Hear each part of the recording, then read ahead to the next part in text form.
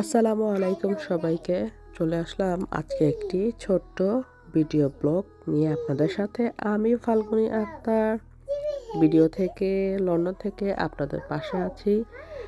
কে কোথা থেকে আমার এই ভিডিওটি দেখছেন অবশ্যই কমেন্ট করে জানাবেন এবং আপনাদের চ্যানেলে যাওয়ার সুযোগ করে দিবেন। নতুন হয়ে থাকলে আমার চ্যানেলে অবশ্যই সাবস্ক্রাইব করবেন, পাশে থাকবেন। চলে গিয়েছিলাম কিছু কেনাকাটা করতে, বাজারঘাট করার জন্য। এবং লন্ডনে রাতের বেলা বাজার করতে কেমন লাগে তাই আপনাদের সাথে একটু শেয়ার করলাম। লন্ডন সিটিতে রাত 10টা-11টা পর্যন্ত সব কিছুই খোলা থাকে, কিন্তু আউটসাইডগুলোতে তেমন খুব একটা খোলা থাকে না। তাই আমি হেঁটে হেঁটে আমার ঘরের কাছেই চলে গেলাম।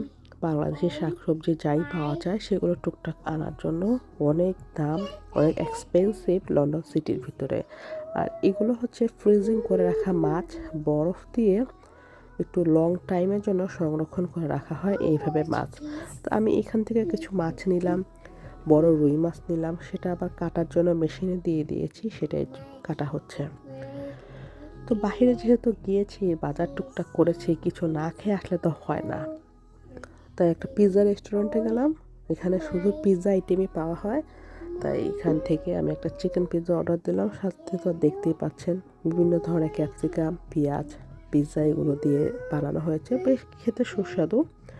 এখানে সব খাবারগুলো একদম টাটকা ফ্রেশ বানানো হয়, বানিয়েই দেওয়া হয়, কোনো কিছু স্টক করে রাখা হয় না। তো আমি একটু কেচাপ দিয়ে খেলাম, খুবই মজা লাগলো।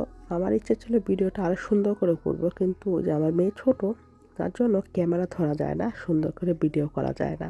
তাই আমি যেভাবে পেরেছি আপনাদের জন্য ওইভাবেই ভিডিওটি ধারণ করেছি। ভালো লাগলে অবশ্যই লাইক, কমেন্ট, শেয়ার করবেন, পাশে থাকবেন এবং সাবস্ক্রাইব করে চ্যানেলটিকে সামনের দিকে নিয়ে যাবেন। এই তো সবাই ভিডিও দেখুন। আজকের মতো এইখানেই শেষ করছি আমার ভিডিও। আল্লাহ হাফেজ সবাইকে। তাহলে সবাইটি দেখতে থাকুন ভিডিও এবং এনজয় করতে থাকুন। আমার মেয়ে পাশে থেকে কথা বলছে, ওর কথাগুলো রেকর্ডে চলে আসছে।